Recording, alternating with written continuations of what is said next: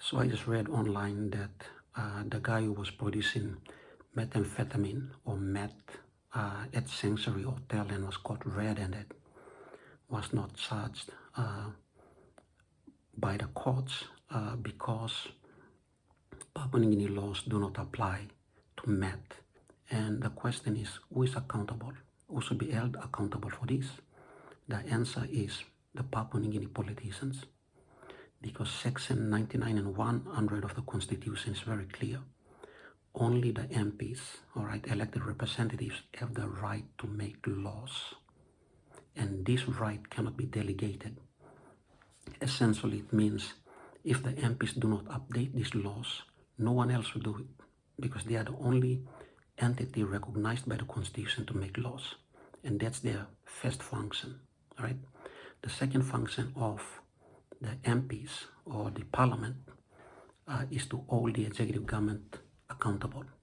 The final role of the MPs or the parliament is to provide representation. They're supposed to be in the parliament advocating for the interest of the electorates that they represent and the interest of Papua New Guineans. Now, it's very difficult to make the argument that MPs are actually providing representation. Since election in 2017, 48 MPs have switched parties. So it raises the question, do they subscribe to a certain conviction or policy? What are their policy position if they keep switching sides? 24 of those MPs moved at least more than once, all right, moving to and fro. 4 of those MPs moved more than 3 times. One particular MP actually moved 6 times, and he never uttered a word in Parliament, not once. Now, we come to the question on why the MPs want to be in the government side and not the opposition. And the answer is simple. They want to access their DSIP and PSIP funds because they think by siding with the government and supporting the government irrespective of whatever unpopular decisions they are making, they will have easy access to this funding. In 1995, the organic law on provincial governments were amended and the provincial representatives or the premiers were replaced by the national parliament MPs.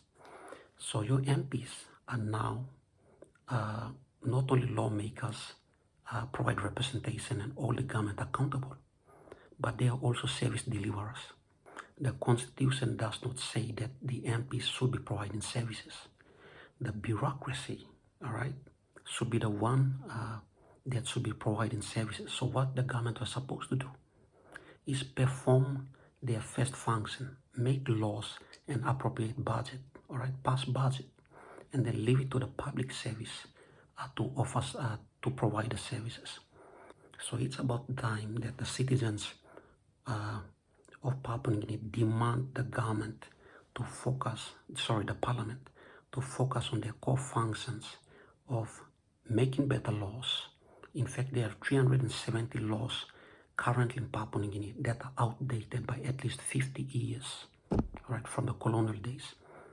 So the government has to come back and focus on making laws and policies, providing representation, speaking for the people, and advancing the national interest, and holding the government accountable.